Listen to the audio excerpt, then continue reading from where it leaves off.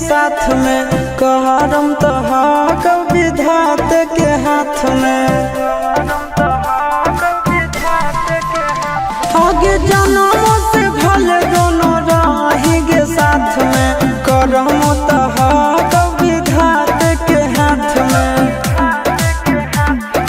कन्हैया से मिल जाते हमारा तो मंगल तियल कान के है याद सोना, मंगल तियल कान के जोड़ी है बनावल भगवान के।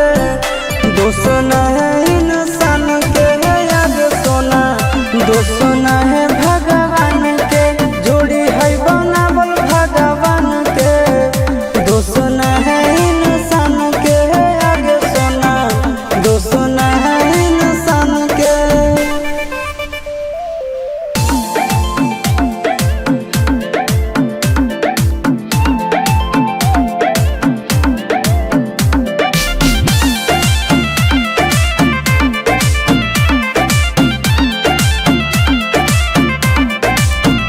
आगे तोर नहीं कसूर नहीं हमर कसूर गे, दोनों के कैला का ऊपर वाला दूर गे। ये सोना